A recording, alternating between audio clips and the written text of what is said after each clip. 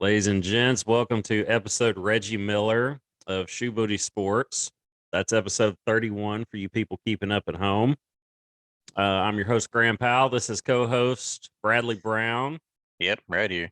and he looks the part. He just got back. Well, I don't know when you came back, but you had a trip to a major golf tournament over the weekend.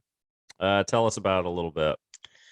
Yeah, I was lucky enough to get tickets to the Southern Hills PGA Championship in Tulsa. And it was pretty sweet. I was lucky enough to be near a hooked ball by Tiger Woods, and he walked about a foot from me, so that was pretty sweet. Got to see him hit a couple of shots, watched him play. Let's see, 2, 3, 4, 5, and 6. And 6, I believe he triple bogeyed. So I kind of felt that was bad luck for him. So I stopped watching him after that. And then caught more of him on the long par 3. I believe it's 14. And then watched him finish up on 17 and 18. Yeah, and then by the time he finished, the leaders of that day were teeing off. So I got to watch them play throughout the day. I stayed there from about 7:30, maybe 8 o'clock to about 6 o'clock at night. So lots of golf, lots of walking around. It was super cool. Just the sound of those guys' golf shots are unreal. Like even out of the rough, they sound so crisp and so clean. It's stupid. It's unreal. Yeah, I could imagine that. So were the beers $18? I saw a tweet The about that. beers were $18, and if those were like your Bud Lights. If you wanted like a good beer, I think a guy that was in our group, he was paying like 24, 25 a beer, and that might have been the price for the ones in the souvenir cups too. So how big are we talking?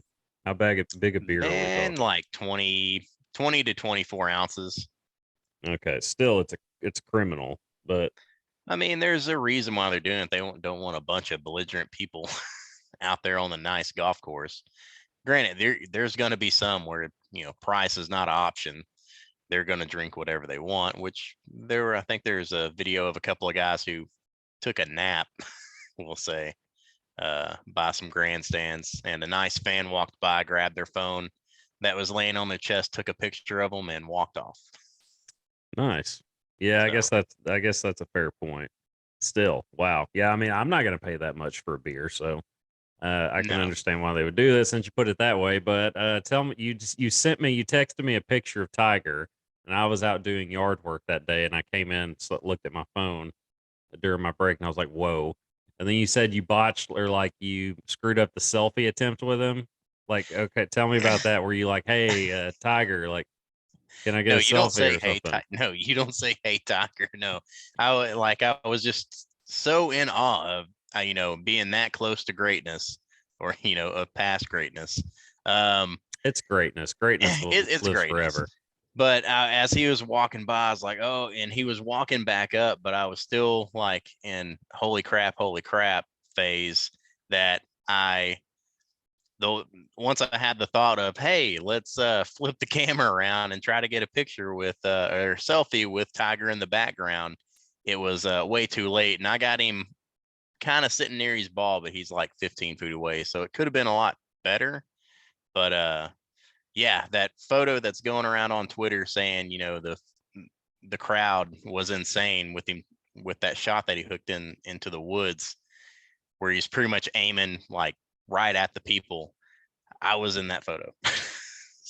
Okay. And yes, I definitely felt like, hey, we're too close. And then I was ducking behind someone, and I was looking at people's phones because everybody's recording nowadays. And through the phone, you could definitely tell that Tiger was like aimed to the left side of me. And so I was like, yeah, I'm going to stay behind these people. But he hit a shot that didn't even go knee high. You could just hear it whiz by real low. And yeah, he only hit about 130-yard recovery shot out of the woods, but it was still sweet. Yeah, I guess you can't be like, hey, Tiger, can I get a selfie in the middle of a major? You don't really. Not going to go well. All you do is say, yeah, go Tiger. You're just going to get ignored. Like, yeah, I mean, you're just going to get ignored. But yeah, well, you said that, and I was like, well, wait, did he like try to get a selfie with him, just screwed it up or something? No. Okay. Well, who won the thing? I don't even know who won it. I didn't even catch that part. So it was a pretty exciting finish. I think after day one, Rory was leading it. After day two, Bubba was leading it. So there's some big names. After day three, there's a guy out of Chile, Mito Pereira, I believe is how you say his name. He is ranked the 100th best golfer in the world. He has yet to win, I think, a tournament on the PGA Tour. But he had the lead after day three, and he had the lead up to the 72nd hole, the very last hole of the tournament. He had a one-stroke lead going into 18, and he hit a drive, and it took kind of a bad bounce in a lull area and trickled off into a tiny creek that was cutting across. And so he had to take a drop, hit up. Things didn't go so well. All he had to do was, par it to win, bogey to force a playoff, but he double bogeyed and took himself out of playoff contention. And so the two guys that were sitting behind him were Justin Thomas and Will Zalatoris. And they went to a, was it aggregate playoff? It's a newish format. They played 3 holes and took the aggregate score of those 3 holes. But Justin Thomas, dude, he went off. He went birdie, par, and yeah, he took it home. So he won Justin his Thomas second won major. it. Yep, he won his second PGA Championship. He's won it twice. Okay. Well, I don't even have to watch because you literally just told me everything that happened. So, But yeah, all right. if you want to see a beautiful, awesome shot, watch his tee shot on 17 in the playoffs. He drives a par 4. Well, I may check that out. We'll see what happens. But okay, so it was a good trip. It was a good trip. It Good was trip lots with of fun. Pops. I know Barry had fun. So it would have been better if Lefty would have showed up, Yeah, it wasn't soon, gonna but happen. it wasn't gonna happen. He's But gonna yeah, have it. He's gonna have an Oprah interview or something before he goes into the next tournament, or he's gonna have some kind of public appearance with somebody. That seems to be the celebrity thing. After you do something shameful or whatever, you have an interview and then you explain yourself and apologize and all that, and then you get back into the public. You get back into what you're doing. So, all right, cool. So, all right, moving on because it's only a 40-minute show these days, ladies and gents. But uh, did you catch the Saban Jimbo spat? And Dion was even in the mix of that, got sprinkled in. Saban, if you know, you know. Saban saying that A&M, you know, but it was his language basically. It was his language that pissed Jimbo off. I yeah. think what what Saban was trying to say. I think he was just talking to his boosters, saying, "Hey, this is how A&M's getting the #1 recruiting class, and we're not doing that. So, I think we need to start doing this so we can That's not stay. how it came off. So we can stay the premier program." That's what he was trying to say, I think. But no, that's not what came out. That's not No. what came out, and I can understand Jimbo responding the way he did. In fact, I loved the response actually, just kind of going at him. I don't know that you necessarily want to say like check his track record, see how he gets his players and all that, because it's one of those things I feel like all the coaches do in the SEC, and it's like, well, if Yeah. you're gonna rat me out, I mean, you're kind of ratting yourself out too, to an extent. Now he's like, Mhm. we do things the right way and all that, and I believe him. I guess he hasn't given anybody a reason to think otherwise, as far as I know, Jimbo, that is. But yeah, Saban apparently, and I don't even know how. I didn't watch the whole thing. I don't know how Dion got caught in the whole thing, but I still don't know how, or if Dion even knows how he got caught up in all of it. yeah, but I liked his response was probably my favorite of all of it. Just saying, hey, I've been offered the bag, like, so I know who's going around doing this. You don't want to necessarily say things about me that are incorrect, or lies, as my Hi, Dexter. As my dog is wanting to join in on this and get caught up in between the cords and all that. Hi, So Dexter. I'm sure you also seen where head ball coach old Spurrier, uh, he was talking about Saban going, well, Saban's not wrong. It's like he's like, you just don't, just overnight just go from a mediocre team to a powerhouse. That's true. That's also true. But Jimbo can recruit though, and he's proven that. And he's got a massive booster club behind him to basically hand out whatever he needs as far as money to. Okay, yeah, all right, I can see where Spurrier's going with that. I just talked myself right into that. Yep. So as I was just sitting there talking, I was Yep. like, oh, okay, yeah, all right, I can see where kind of Spurrier was going with that. I didn't see that. Anything Spurrier I want to watch, so I'm going to check that definitely. out. Yeah. But Sure. that's one thing I He miss didn't have about he SEC didn't have media much to days. say, but I'm pretty sure that's what he left it at. He's like, well, Saban's not wrong. Jim or yeah, Saban. Okay, yeah. Yeah, it was still that I don't know. It was fun. It was fun to watch kind of that whole thing unfold. I know that some people have even tried to like interview other SEC coaches to get their take on it, and Greg I haven't Sankey seen any is of those. well, Greg Sankey has shut it down. I mean, he just said you can't talk about it. Like, somebody wanted to interview Lane Kiffin about it because I mean, I'd want to know what Lane has to say about it. Yeah, for sure. But he was like, "Yeah, they said we can't talk about it." So he put it to rest. I know Saban tried to call Dion and Jimbo to apologize, but they didn't take his phone call. So that should be fun when they SEC play each Media other. Day should be fun. It should be, yeah. And when they better put them on the same day. it's possible, yeah. They probably will, I would think. But the Alabama and A&M game will be intriguing. This upcoming season. It was last year, obviously, A&M beating them. Yep. I was in Chicago.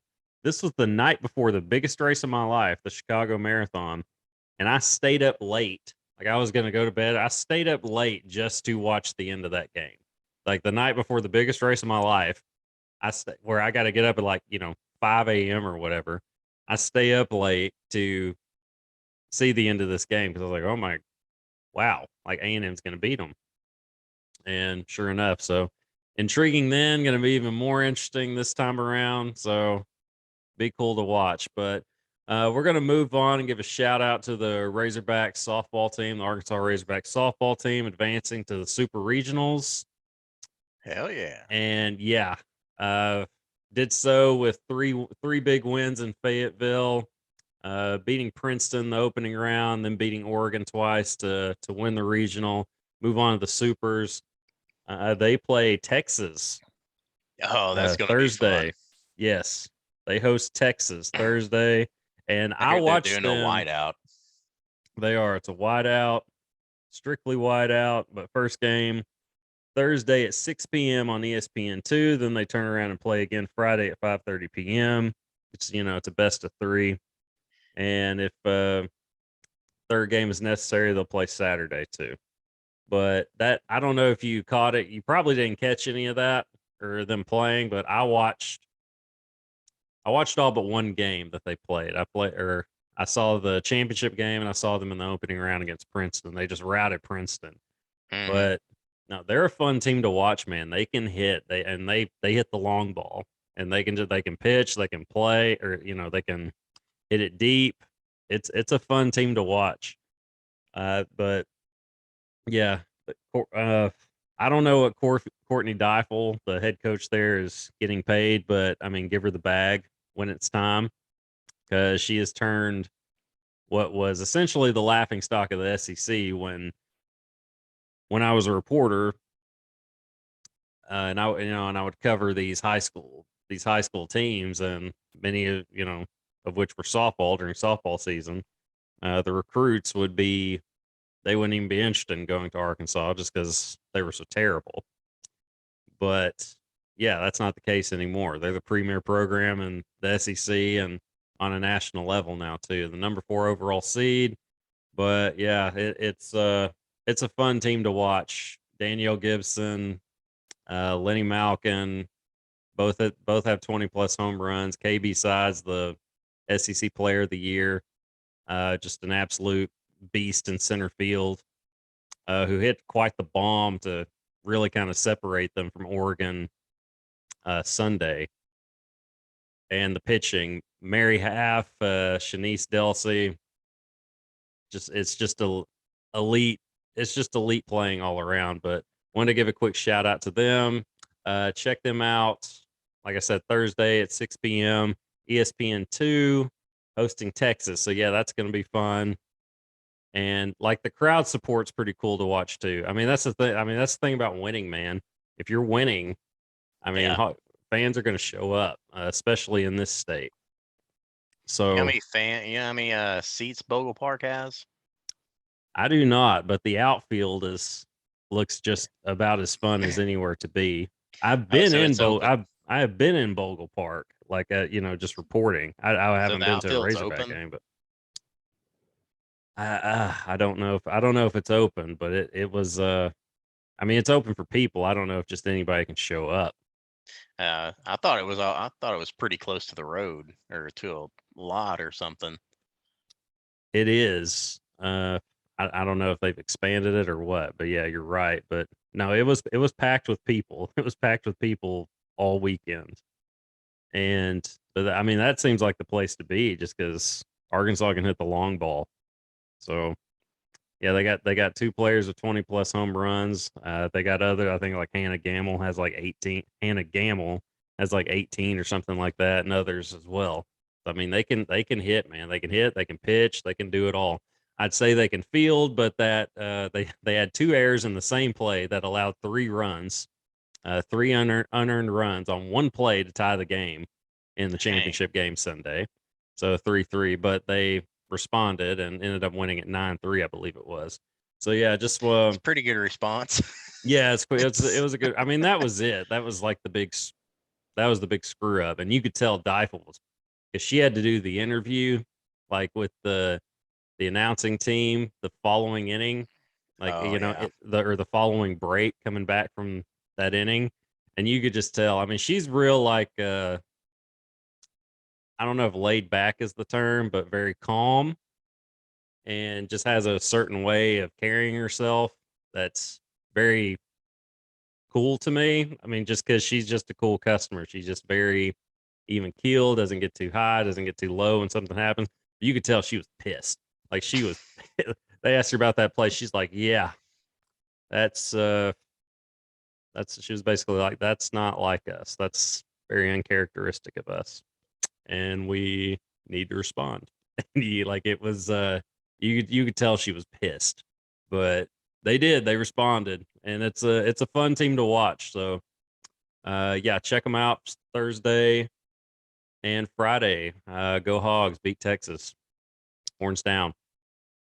Oh yeah. Just throw them down. I did it. So I'm not sorry for it. Continue to always. Moving on. NBA playoffs going on right now. Looks like the Warriors are going to coast their way to the NBA Finals. I'm looking up the score right now. It is going on as we speak. Game 4. It is 9:01 p.m. currently here on a Tuesday night. Dallas, though, up 60-45 with 150 to go in the half. Of course, they've had a lead in other games too, and I believe the last one most recently. And the Warriors found a way to come back. The Warriors just are. It's a great team. It's just they're the only great team left. I mean, Dallas has Luka, a great player, the best scorer in the game right now, but he's not getting a lot of help. But see, that's the thing though. Dallas's offense has been Luka. It's him handling the ball. It's just so much ISO, and of course Kerr's gonna box and one him. And you don't need to defend another way. Throw other play. Did you see the Wiggins dunk on him though? On Luka. Yeah, dude. That Wow, was I sick. watched that live. That was filthy. And I about threw a fit just because, like anybody else, because they called a foul. Called a foul. And I was like, what? And well, first of all, you don't call a foul on that really anyway. But then you look at the replay and it's a complete flop from Luka. Yeah, he collapsed. Yeah, he was like, "Oh, I'm gonna be on a poster in the building." Yeah, like, "Oh, I'm gonna be on a poster." It's literally like he improv that. He's like, he foresaw like the poster, and was like, "I got to do something. I got to find a way out of this." But fortunately, NBA has replay now, and they went back and corrected that. But I mean, that's the thing, like about the Warriors. It's the best. It's the best organization in the NBA. They have the best team, the best organization, the best owner. I know a lot of people are lauding Kerr. I think he's a good coach. I think he's a good coach. I mean, he's got 3 championships. Although you could say he got more than that. Although well, yeah, as a coach, but I mean, you could say he coached his way out of a 4th one when he had, I believe it was Spates in there when Cleveland beat him in 2016. If I just remember thinking, like, why is he in there? Why don't he, there was somebody else they had that I was like, this guy needs to be playing. So I'm not on the Steve Kerr's this amazing coach. I think he fits them though. I mean, just the way he carries himself, the winning pedigree, all that. I'm not going to go as far as to say he's. I don't know. It's tricky. I'm not going to say he's on like Pop's level or anything. When it's all said and done, he may be considered that just because he's going to have the hardware to back that up. Yeah. But if anything, he's the greatest decision maker in recent years in NBA history because I still remember when Phil Jackson was the newly appointed GM, the Knicks, and we know how that ended. And he was going to go get Steve Kerr and to coach the team, and then Kerr essentially, if I remember this correctly, burned the Knicks to take the Warriors job. He's like, no, I'm going to take this. I'm going to take this job instead because they got rid of Mark Jackson. And I'd say that was a pretty good decision because this was just before they obviously just elevated into this super team.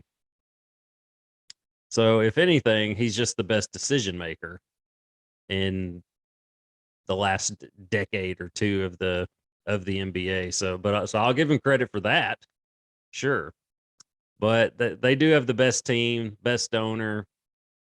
And I'll say Kerr's one of the best coaches, if anything, just for what he's done with that group. The Eastern Conference is the most intriguing of the two, obviously. The Eastern Conference final. Just because you never know what you're going to get with Boston. No. I mean, or the Heat. Yeah, well, it's basically whoever shot is falling that night is going to win it. And I mean, that's just how it goes. That's how it's gone that series. I thought Boston would win it in 7, and I know that's basically you're not really picking a team when you say that. You're like, it could go either way. But it really kind of could. I don't know another way to say it. I don't think somebody's going to win in 6. I mean, I picked Boston, so I'll stick with that. But the last game it just seemed like everybody was getting hurt, especially there at the end. Like if somebody was on the ground every other play. It was just getting sloppy, and it wasn't even like playoff basketball. It was just sloppy, just like bodies all over the ground. Yeah, I was watching that game up until like a little bit past halftime, and I was like, yeah, I don't know why I'm watching this. And so I chose to watch the new Rescue Rangers movie. That was more entertaining than the freaking than that game last night. What did you see that on? Is that on out Disney already? Plus? So yeah, it was released on Disney Plus, I think, yesterday. So I was like, man, it's been a while since I kicked it with Chip and Dale. So let's see what that's about. Yeah, or chipped it with Chip and Dale. Yeah, that's where you're going with it. Yeah. It's Shit. Wow, yeah. I did see that was coming out. I think that was one of the on first TV last night either. Well, obviously. I mean, I like Chip and Dale as a kid. I don't know that I've thought about seeing the movie, but I had a kid or something, yeah, sure. Oh yeah, sure. I'm just a bored adult. Yeah, I feel that. I just have other streaming options that I would probably go to first. But no, Hey, dude, live your inner child, man. I'm not knocking it. oh, it sounded like you were. I was a little surprised. I was a little surprised when you told me you watched it. But I was a little bit surprised, but I'm not knocking Yeah, it. sure. It's a nostalgia thing for us. I get it. Yeah. Like if the Robin Hood, like with the fox, and I think Little John was a bear or something. It was like it was like a cartoon movie of Robin Hood, Yeah, and I like remember. Robin Hood was the fox, and like what was the woman's name? Also a fox, obviously, but because we can't have interspecies stuff going on there. But if that came on, I would probably tune in just because of like a nostalgia thing. Because I love that movie as a kid. I get it, makes sense. I watched Chippendale as a kid. They were awesome. They were one of like the first three like autographs I got from the characters when I went to Disney World. Like I remember seeing them getting like super excited. Them and Goofy, I got like Well, really, everybody's got to get excited for Goofy. yeah, stoked about. Yeah, because Goofy was my favorite because it's Goofy. You know, Yeah, he's I'd awesome. probably get pretty pumped if I met Donald, but Yeah, I like Donald. He was a good one too. The ducks, just the two duck cartoon characters are great. Just kind of just short fuse and now when you say yeah. two duck characters, are Well, you referring I'm to one that's jumping. not Disney? Correct. I'm jumping to Warner Brothers on that. I kind of lump them all together. Oh yeah, definitely. But in Who Framed Roger Rabbit, you know, they brought them both in. They were playing the piano at the same time. So I don't know if they Forgot did about like that. the Mayweather Pacquiao thing where they had to like make a special type of stipulation contract because one was with Showtime, one was with HBO. I don't know if they had to do that for Who Framed Roger Rabbit, but I'm glad they did. It made for an excellent scene. So yes, that topic made its way into our show. You never know what you're going to get here at Shoe Booty Sports. Again, episode Reggie Miller, 31, for those of you keeping up at home. All right. And in other news, I just took a quick look at the browser today to see what else was going on. I guess Ryan Tannehill has been asked enough about the Malik Willis comment about it's not his job to get him ready. Uh, and I didn't, I had no issue with the comment. There was a lot of backlash from even former players about it, which made no sense to me. But him saying he'll be a great teammate to Willis, which I didn't think he was going to sit there and just try to sabotage him. I mean, I don't know if anybody was.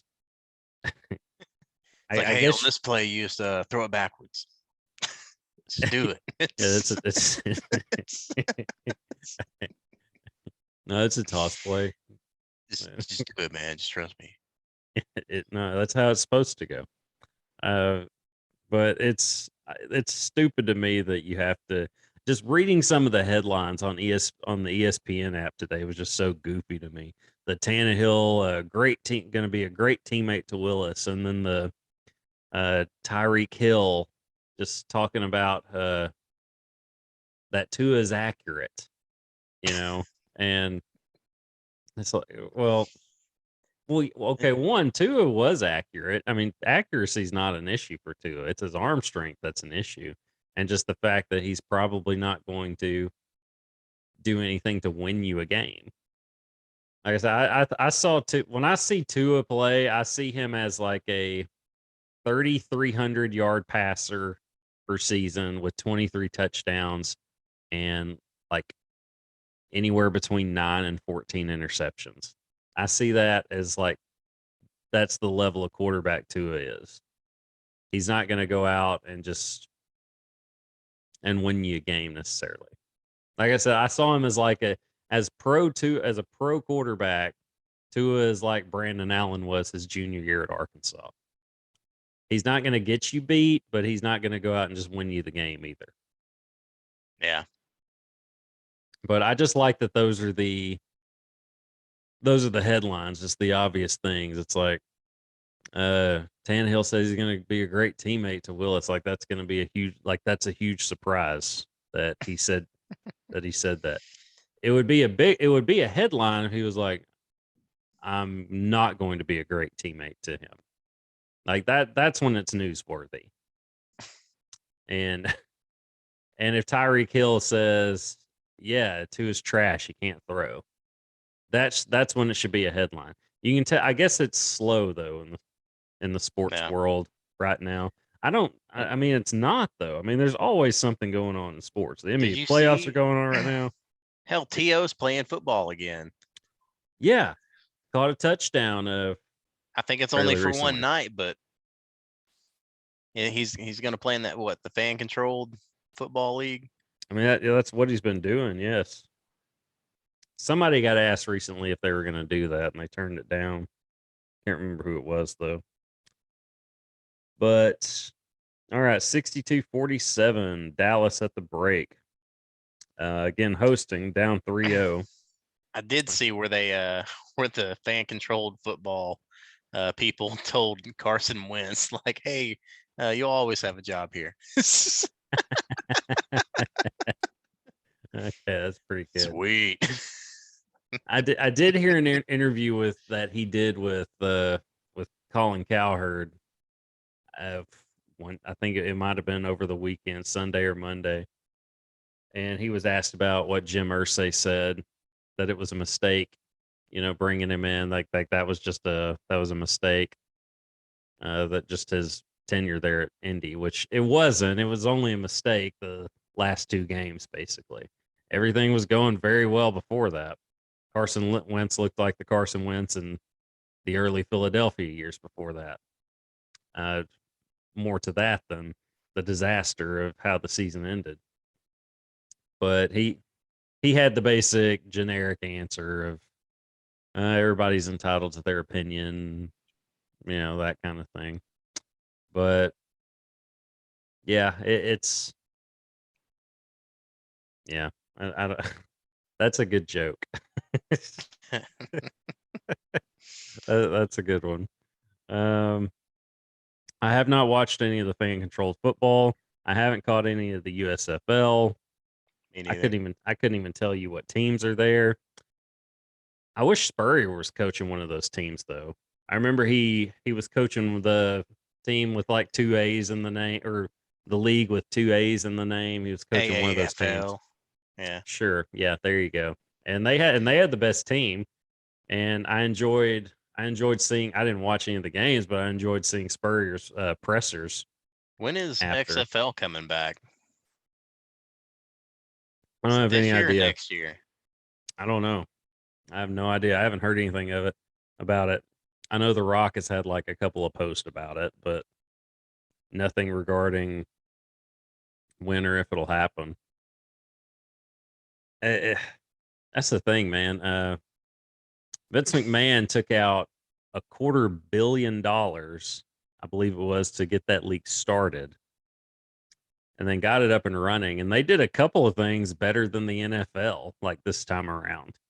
Like they had a couple, like the kickoff thing that they did, where the players were, like you want to talk about like lowering the concussion rate and all that. Like look at that and do that. Follow that model. But they did a couple of things that I did like, and some of it was good football. It was entertaining to watch. But then COVID hit, and then that just nixed everything. And then McMahon sells it to The Rock for $15 million. So a $250 million pullout basically from your own company to start something, and then you sell it for $15 million. I'm sure Vince made plenty of money with sponsors and all that other stuff for the XFL. Tons of merchandise, that's already pre-bought and then tried to sold by third parties. So I'm sure Vince made some money. He didn't completely lose out on all that. I don't know. Well, he didn't make any money. He didn't make no way any he money, made up for all that. But I don't think he lost his butt or anything on it, but well, there's nothing he could do. I mean, he'd really have to collapse to do that. yeah. You know, I mean, it's a multi-billion-dollar wrestling company he's got there. Yeah, you can't mess with that So, wrestling. no, they do it. They do it Can't beat better it. than anyone. So, I mean, he knows what he's doing there for sure. But I haven't heard anything about that or when it's going to start.